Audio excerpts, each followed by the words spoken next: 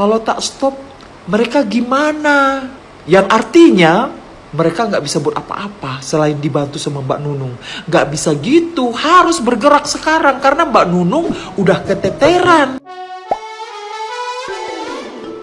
Nunung buka suara soal banyaknya tudingan bahwa dirinya menjual drama atas kehidupannya. Hal itu terjadi setelah Nunung menceritakan kondisi hidupnya saat ini di beberapa podcast. Diakui Nunung, dirinya kerap mendapat banyak ucapan tidak menyenangkan setelah mengungkap kisah hidupnya sebagai tulang punggung keluarga selama bertahun-tahun, hingga dituding menjual drama atas hidupnya.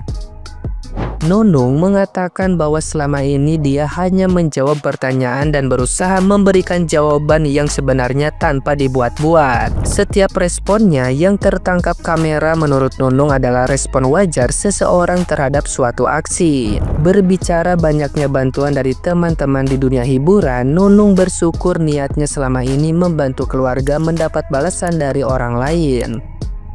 Nunung sendiri saat ini diketahui tinggal di sebuah kosan bersama suaminya. Hampir seluruh aset milik Nunung sudah dijual untuk bertahan hidup dan juga berobat. Nunung mengungkapkan bahwa ia mulai menjual asetnya sejak tahun 2019 setelah terjerat kasus narkoba. Selama menjalani rehabilitasi selama 9 bulan, Nunung kehilangan pekerjaannya. Sementara ia memiliki banyak tanggungan keluarga.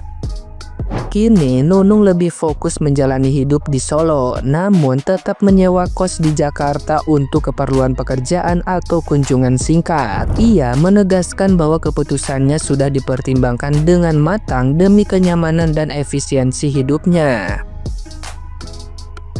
Nah, gimana nih menurut netizen yang terhormat? Silahkan berkomentar ya. Kita jangan mau baik dan suka nolong keluarga kayak Mbak Nunung loh. You pikir hidup Mbak Nunung selalu ketawa-ketiwi? Di balik lawakannya ada reality yang pahit sekali loh.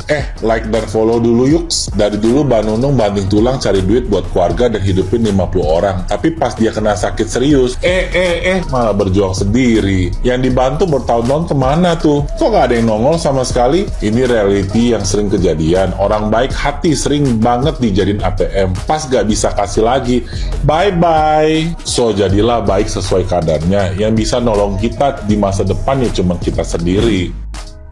Dari kisahnya Mami Nunung kita bisa belajar. Kita boleh kok jadi orang yang baik, tapi ingat jangan juga jadi orang yang terlalu baik. Sampai di sini yang udah denger ceritanya Mami Nunung yang udah ngebantuin keluarganya mati-matian, bahkan ketika keluarganya sakit harus operasi berkali-kali, tapi giliran Mami Nunungnya sendiri yang sakit dan butuh bantuan, gak ada satupun keluarganya yang bantuin. Bahkan beliau sampai ngejual aset, ngejual mobil, ngejual segalanya, tapi giliran beliau ini sakit dan butuh uang untuk berobat, itu uangnya ditagih lagi loh. Emang sih ketika kita memutuskan untuk jadi orang baik dan ngebantu orang lain, itu kita nggak boleh mengharapkan balasan apapun. Tapi setidaknya orang yang dibantu ini tuh harus tahu diri, minimal bantuin balik lah ketika orang yang bantuinnya itu lagi kesusahan. Apalagi ini keluarga sendiri, bukan temen, bukan orang lain yang seharusnya lebih mengerti kita dong. Dari kejadian ini pun aku belajar ya, kita boleh ngebantuin orang, tapi ingat jangan sampai diri kita sendiri juga jadi susah. Kita juga harus punya pegangan, harus punya simpenan ya untuk jaga-jaga kalau kita lagi susah. Zaman sekarang tuh emang udah paling bener ya, kita jangan berharap lebih sama manusia karena ujung-ujungnya cuma buat kita jadi kecewa. Mungkin kalian sudah menonton podcastnya Mas Dedi dengan Mbak Nunung. Mbak Nunung menceritakan permasalahan hidupnya yang dia hadapi sekarang. Masalah ekonominya, masalah keluarganya, dan masalah penyakit yang dideritanya. Siapa yang gak kenal Mbak Nunung? Seorang public figure yang selalu menghibur kita di televisi. Dia orangnya sangat baik, terutama kepada keluarganya, kepada saudaranya. Saking baiknya Mbak Nunung kepada mereka, sampai mereka menjadi manja dan menggantungkan seluruh kebutuhan hidupnya dengan Mbak Nunung. Dan akhirnya Mbak Nunung pun tidak terpikirkan untuk memanjakan diri sendiri dengan penghasilan yang dia dapat. Tidak terpikirkan untuk menabung untuk diri sendiri, untuk masa depannya. Kalau kita ingin membantu orang lain, seharusnya jangan sampai membuat mereka menjadi manja. Jangan sampai membuat mereka menjadi orang yang tidak mandiri, tidak bisa berdiri di kaki sendiri, tidak mau berusaha, tidak mau bekerja, tidak mau mencari nafkah. Kalau ingin membantu orang lain, kasihlah dia cangkol. Yang artinya, kasihlah sesuatu yang membuat mereka itu bekerja, bukan menjadi malas, bukan menjadi manja. Kalau Mbak Nunung punya uang, kasihlah untuk mereka modal usaha supaya mereka bisa menghasilkan sendiri. Tapi kalau ditanggung kebutuhan mereka setiap bulannya, mereka keenakan udah. Mereka jadi tidak mau lagi untuk berusaha. Orang udah ada yang ngasih setiap bulan, tinggal makan tidur aja. Itu menjadi pelajaran juga untuk kita sebagai orang tua. Kalau anak kita sudah kita sekolahkan, sudah seharusnya mereka bisa mencari pekerjaan.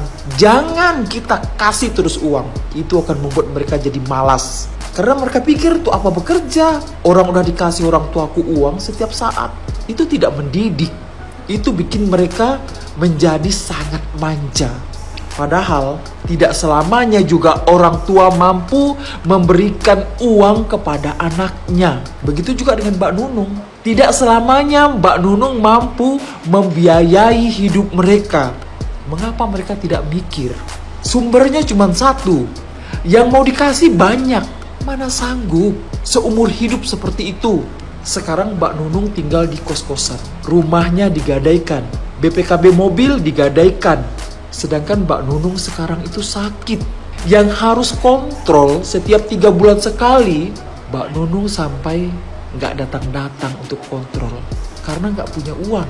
Yang harusnya operasi. Itu pun Mbak Nunung belum ada uangnya. Apa nggak memprihatinkan? Apa nggak terpikirkan oleh keluarganya yang sudah dibantu Mbak Nunung? Keluarlah sekarang dari zona yang dibantu Mbak Nunung itu. Keluar dari zona nyaman. Dibantu itu kan nyaman kan? Jadi keluarlah dari zona nyaman sekarang. Karena Mbak Nunung sekarang udah keteteran. Mulailah bergerak untuk mencari nafkah. Untuk menafkahi keluarga sendiri-sendiri. Supaya Mbak Nunung tidak terbebankan. Biarpun gak bisa, belum bisa untuk memberi uang, paling tidak bisa untuk membiayai diri sendiri. Itu sudah meringankan beban Mbak Nunung. Supaya Mbak Nunung bisa memikirkan diri sendiri sekarang yang lagi sakit. Kalau sudah dibantu, harusnya bisa mikir dong. Apalagi yang membantu itu keluarga, saudara. Harus ada kasih, sayang. Sekarang yang bantu lagi sakit. Kapan lagi keluar dari zona itu? Bergerak di luar. Belajar berdiri di kaki sendiri. Kalau sudah dibantu selama ini, ya sudah. Tetapi sekarang mulai keluarlah dari zona nyaman. Walaupun dibilang dengan Mbak Nunung, ketika Mas Dedi bertanya, bagaimana kalau seandainya di stop bantuannya itu? Apa kata Mbak Nunung? Kalau tak stop, mereka gimana? Yang artinya mereka nggak bisa buat apa-apa selain dibantu sama Mbak Nunung. Nggak bisa gitu, harus bergerak sekarang. Karena Mbak Nunung udah keteteran. Udah nggak bisa lagi bantu ini itu terus-terusan. Karena dia sakit. Syukur ya, masih ada orang baik seperti Mas Dedi yang membantu Mbak Nunung ya untuk biaya operasi. Keluarganya sekarang mikir dong, walaupun tidak bisa memberi uang, paling tidak belajarlah berdiri di kaki sendiri sekarang. Harusnya seperti itu ya. Kalau benar-benar keluarga, ini kata Mbak Nunung, kalau Mbak Nunung yang nanya kabar mereka nggak pernah nanya kabar Mbak Nunung. Sangat sedih sekali. Padahal Mbak Nunung yang membantu mereka. Mudahan ya Mbak Nunung tetap semangat menghadapi penyakitnya sehingga bisa sembuh. Dan banyak lagi orang artis-artis yang mau membantu Mbak Nunung menghadapi permasalahan ini. Dan Mbak Nunung cobalah mikir diri sendiri sekarang. Fokuskan dengan kesembuhan Mbak Nunung. Dan kasih tahulah dengan keluarganya. Belajar sekarang untuk berdiri di kaki sendiri. Jangan mengharapkan bantuan Mbak Nunung sekarang. Stoplah Mbak Nunung. Pikirkan diri sendiri. Sayangi diri sendiri. Itu yang paling penting sekarang. Jujur nih gengs, dari cerita Nunung ini kita bisa ambil kesimpulan ternyata kalau bantu orang itu nggak usah sampai jor-joran. Kalau ini sih bukan generasi senior lagi ya gengs, tapi namanya geprek sandwich. Bayangin aja gengs, Mami Nunung harus ngebiayain hidup 50 orang. Sampai-sampai di usia yang sekarang yang udah tua ini gengs, dia malah hidup melarat. Bahkan untuk biaya pengobatan aja dia nggak mampu gengs, kasihan banget kan. Dan sekarang dia hanya tinggal di sebuah kosan kecil yang sempit.